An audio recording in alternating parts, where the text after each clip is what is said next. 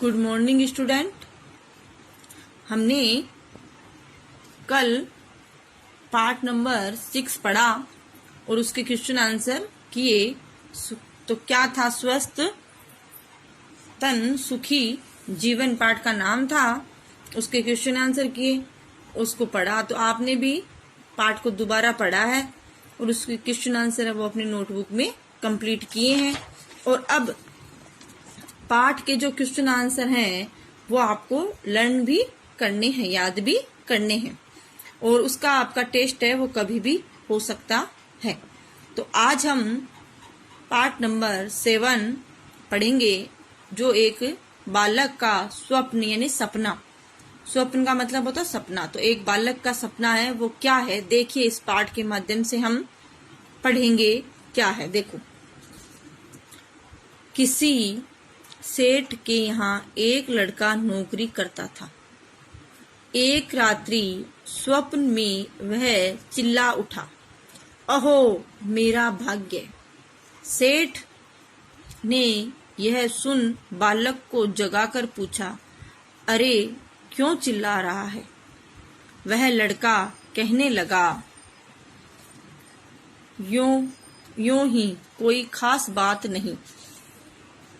अगले दिन सेठ ने उस लड़के से स्वप्न की बात पुनः पूछी, पर वह टाल गया।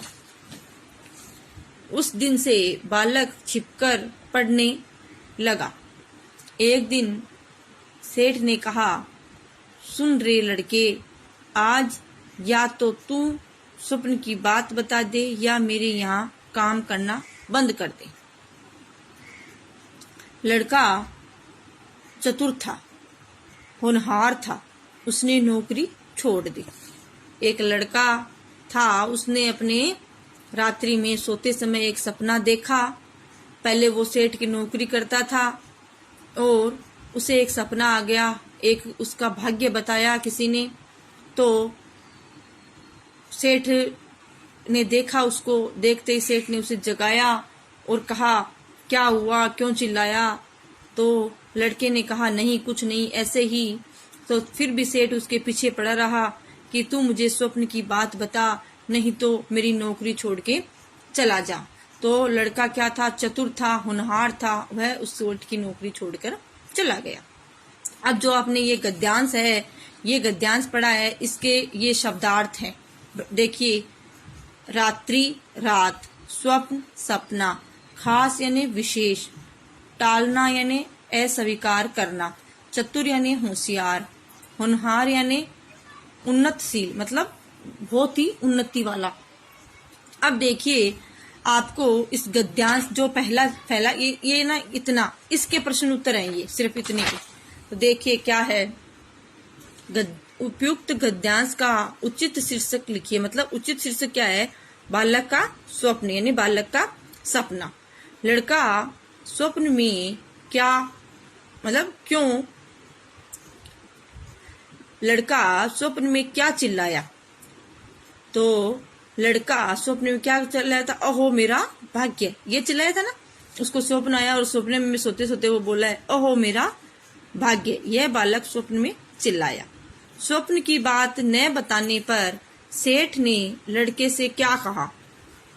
सेठ ने कहा, सुन रे लड़के, आज या तो तू स्वप्न की बात बता दे या मेरे यहाँ काम करना बंद कर दे। सेठ ने यही कहा था ना उसे, कि सेठ ने कहा, सुन रे लड़के, आज या तो तू स्वप्न की बात बता दे या मेरे यहाँ काम करना बंद कर दे। लड़का शब्द का स्त्रीलिंग शब्द लिखिए। लड़का शब्द का स्त्रीलिंग लड़की होता है। क्या होगा? लड़की। अब देखो गद्यांश 2, उसने पढ़ाई चालू रखी। इसी बीच उसे गांव के जमींदार की यहाँ नौकरी मिल गई। उसने अपनी पढ़ाई को क्या किया? चालू रखा, और वहीं गांव में एक जमींदार था, उसके यहाँ उसको नौकरी मिल गई। एक दिन सेठ जमींदार के यहाँ कपड़े लेकर आया। सेठ था, वो जमींदार के घर पे कपड़े लेकर आया था। उसने लड़के को वहां काम करते देखा। उसी लड़के को, जहां वो सेठ के काम करता था, उसी लड़के को उसने वहां जमींदार के घर पे काम करता देखा। सेठ ने जमींदार को लड़के के स्वप्न सेठ ने जमींदार को लड़के के स्वप्न और निकाले जाने की बात बता दी। इस पर जमींदार ने उसे बुलाकर कहा, लड़के, या तो तू मुझे अपने स्वप्न की बात बता दे, अन्यथा आज ही मैं तुझे अपने यहाँ से हटा दूंगा। तो जमींदार, वो शेर था, उसने क्या किया, उस जमींदार को उस लड़के के स्वप्न की बात बता दी। तो जमींदार उस लड़के को बुलाता है और उसे अपने स्वप्न की बात पूछता है, नहीं तो आज मैं तुझे अपनी नौकरी से हटा दूंगा, या तो तू मुझे अपने सपने की बात बता दे। परंतु वह लड़का धुन का पक्का और दृढ़ निश्चयी था। वो लड़का बहुत ही समझदार, बहुत ही अच्छा था। उसने निश्चय कर लिया था कि मैं अपने स्वप्न की बात किसी को भी नहीं बताऊंगा। अब देखिए, ये गद्यांश है, ये जो अपन ने पढ़ा है, इसके शब्दार्थ। जमींदार बड़ा किसान यानी मुखिया, चालू यानी प्रारंभ, काम यानी कार्य, स्वप्न यानी सपना, निकाला जाना यानी हटाया जाना, अन्यथा यानी नहीं तो, धुन यानी लगन, दृढ़ यानी कठोर। ठीक है, अब इस गद्यांश के क्वेश्चन आंसर देखिए। बालक को दूसरी नौकरी कहाँ मिली? तो बालक को दूसरी नौकरी जमींदार के घर पे मिली। सेठ ने बालक को कहाँ देखा? सेठ ने बालक को जमींदार के यहाँ नौकरी करते देखा। जमींदार ने बालक से क्या कहा? जमींदार ने बालक से क्या कहा? तो जमींदार ने बालक से वही बात कही थी कि तू स्वप्न की बात बता दे, अन्यथा नौकरी से निकल जा। बालक का स्वभाव कैसा था? बालक का स्वभाव पक्का और दृढ़ निश्चयी था। ठीक है, अब आगे देखिए। उसने कुछ न बताया और नौकरी से अलग हो गया। उसने अपना अध्ययन चालू रखा। वह किसी नौकरी से अलग हो गया। उसने अपना अध्ययन चालू रखा। वह किसी प्रकार अपनी सूझबूझ से राजा के यहाँ साधारण नौकर हो गया और फिर धीरे धीरे उन्नति करते करते एक दिन राजा का मंत्री बन गया। अकस्मात यानी अचानक एक दिन वही जमींदार राजा के यहाँ आया। उसने उसे पहचान लिया और राजा से सारी बात कह सुनाई। राजा ने मंत्री को बुलाकर पूछा, मंत्री जी, आपने बहुत दिन पहले सेठ के यहाँ क्या स्वप्न देखा था? आप या तो वह स्वप्न हमें बताइए या फिर दंड के लिए तैयार हो जाइए। तो ये गद्यांश था 3 नंबर का। उसके शब्दार्थ देखिए। अलग होना यानी हटना, अध्ययन यानी पढ़ाई, चालू यानी जारी, सूझबूझ यानी चतुराई, उन्नति यानी प्रगति, अकस्मात यानी अचानक, सारी यानी पूरी बात, दंड यानी सजा। अब देखो, नौकरी से हटने के बाद बालक ने क्या किया? बालक ने नौकरी से अलग होने के बाद भी उसने अध्ययन जारी रखा। सूझबूझ से बालक क्या बन गया? सूझबूझ से बालक राजा का मंत्री बन गया। राजा ने मंत्री से क्या कहा? मंत्री जी, या तो अपना स्वप्न बताइए या दंड के लिए तैयार हो जाइए।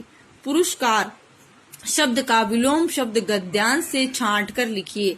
तो दंड का सजा, है ना? तो पुरस्कार का शब्द का विलोम शब्द क्या होगा? दंड। अब आगे देखिए गद्यांश 4। मंत्री ने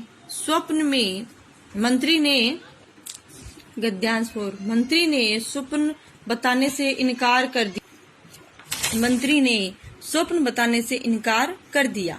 राजा ने नाराज होकर मंत्री को कैद खाने में डाल दिया। कुछ दिन बाद पड़ोसी राजा ने इस राजा पर चढ़ाई करने की सोची। उसने सीमा पर अपनी सेना भी जमा कर ली। उसने इस राजा तथा मंत्रियों की चतुराई जानने के लिए 2 घोड़ियां भेजी। पूछवाया कि इसमें से माँ कौन सी और बेटी कौन सी। सभी ने अपनी अपनी बुद्धि लगाई पर समस्या को कोई हल न कर सका। राजा का नौकर बंदी मंत्री को नित्य भोजन देते जाता था। उसने सारी बात मंत्री को बताई। राजा की परेशानी सुनकर मंत्री कहने लगा, यह कौन कठिन बात है। दोनों को नदी में नहाने ले जाओ। जो पहले आगे नदी में घुसे वही माँ है और जो पीछे चले वह बेटी। आइए गद्यांश नंबर 4 के शब्दार्थ करते हैं। इनकार यानी मना करना। नाराज, क्रोधित। कैद खाना यानी जेल या कारागार। चढ़ाई यानी आक्रमण। और जमा यानी इकट्ठा। हल यानी उपाय। नित्य यानी रोज, प्रतिदिन। अब देखिए, राजा ने मंत्री को क्या दंड दिया। इसका आंसर है, राजा मंत्री से नाराज होकर उसे कैद खाने में डाल दिया। पड़ोसी राजा ने क्या किया। पड़ोसी राजा ने आक्रमण करने के लिए इस राज्य की सीमा पर सेनाएं जमा कर ली। राजा की होशियारी देखने के लिए पड़ोसी राजा ने क्या किया। 2 घोड़ी भेजकर पूछा कि इसमें से कौन बेटी और कौन माँ है। मंत्री ने पड़ोसी राजा के प्रश्न का क्या उत्तर दिया। मंत्री ने कहा, दोनों घोड़ियों को नदी में लाने ले जाओ। जो पहले घुसे वह माँ, जो पीछे चले वह बेटी। आइए अब गद्यांश 5वां पढ़ते हैं, 5th। इसके बाद उसी प्रकार के 2-3 प्रश्न राजा ने भेजे। मंत्री ने सबको हल कर दिया। पड़ोसी राजा ने यह सोच कर कि इसे हराना कठिन है, अपनी सेनाएं हटा ली। उसने संदेशा भिजवाया कि जिस व्यक्ति ने मेरे प्रश्नों को हल किया है उससे हम अपनी कन्या का विवाह करना चाहते हैं। इस समाचार से राज्य भर में सनसनी फैल गई। यह बंदी मंत्री की चारों ओर प्रशंसा होने लगी। वह बंदी मंत्री था, उसकी चारों ओर प्रशंसा होने लगी। राजा ने उसे तुरंत मुक्त कर दिया। इसके बाद पड़ोसी राजा ने अपनी कन्या का विवाह उससे कर दिया। राजा ने मंत्री को अपना आधा राज्य भी दे दिया। इसके बाद इस राजा ने भी उसे बहुत सी चल और अचल संपत्ति भी दी। आइए शब्दार्थ देखते हैं। हल यानी जवाब या उत्तर। हराना यानी पराजित करना। संदेश यानी सूचना। कन्या यानी पुत्री। विवाह यानी शादी। सनसनी यानी कौतूहलता। प्रशंसा यानी तारीफ। मुक्त करना, छोड़ना। चल अचल संपत्ति यानी जमीन, जायदाद, धन आदि। आइए इससे संबंधित क्वेश्चन आंसर। मंत्री ने पड़ोसी राजा से कितने प्रश्नों का उत्तर दिया। मंत्री ने पड़ोसी राजा के कितने प्रश्नों का उत्तर दिया। 3-4 प्रश्नों के उत्तर दिए। पड़ोसी राजा ने क्या संदेश भिजवाया। जिस व्यक्ति ने मेरे प्रश्नों को हल किया है उसके साथ अपनी पुत्री का विवाह करेंगे। किस समाचार से राज्य भर में सनसनी फैल गई। मंत्री की चतुराई से पड़ोसी राजा की कन्या के साथ विवाह होने के समाचार ने राज्य भर में सनसनी फैला दी। आगे देखिए, पड़ोसी राजा ने मंत्री के साथ क्या किया। पड़ोसी राजा ने मंत्री के साथ अपनी कन्या का विवाह कर दिया। साथ ही आधा राज्य और बहुत सी जल अचल संपत्ति भी भेंट की। कुछ दिन बाद एक दिन प्रातःकाल इस मंत्री राजा ने दोनों राजाओं, जमींदार और सेठ सभी को अपने यहाँ आमंत्रित किया।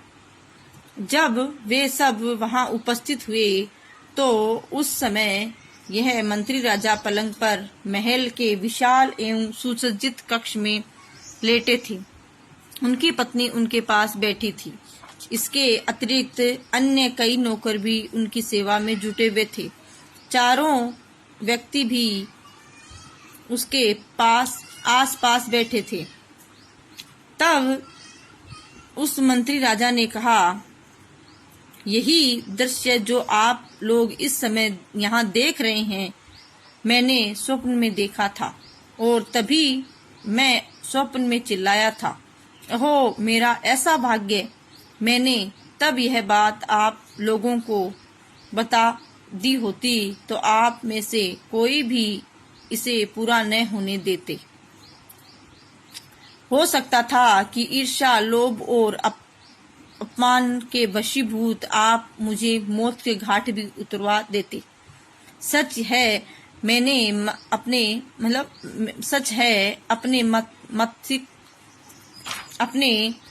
मस्तिष्क में जो विचार आए उनकी व्यर्थ चर्चा न करते हुए उन्हें योजनाबद्ध तरीके से पूर्ण करने में जुट जाना चाहिए। कर्म, कठोरता, लगन और निष्ठा से कोई भी व्यक्ति महान बन सकता है। आइए अब इसके शब्दार्थ देखते हैं। आमंत्रित, बुलावा या निमंत्रण देना। उपस्थित यानी हाजिर होना। विशाल यानी बड़े, सुसज्जित, सजा हुआ। कक्ष यानी कमरा। वशीभूत, वश में हुआ। ईर्ष्या, जलन। योजनाबद्ध, योजना अनुसार। निष्ठा, आस्था, तरीका, ढंग, कर्म, कार्य। आइए इस गद्यांश के क्वेश्चन आंसर। बालक ने अपना स्वप्न पहले किसी को क्यों नहीं बताया? बालक को डर था कि ईर्ष्यावश कोई उसे मरवा न डाले, इसलिए अपने स्वप्न के बारे में उसने पहले किसी को कुछ नहीं बताया। किन गुणों से व्यक्ति महान बनता है? कर्म, कठोर परिश्रम, लगन और ईमानदारी से कोई भी व्यक्ति महान बन सकता है। हम अपने विचारों को साकार रूप में किस प्रकार दे सकते हैं? हम अपने विचारों को साकार रूप किस प्रकार दे सकते हैं?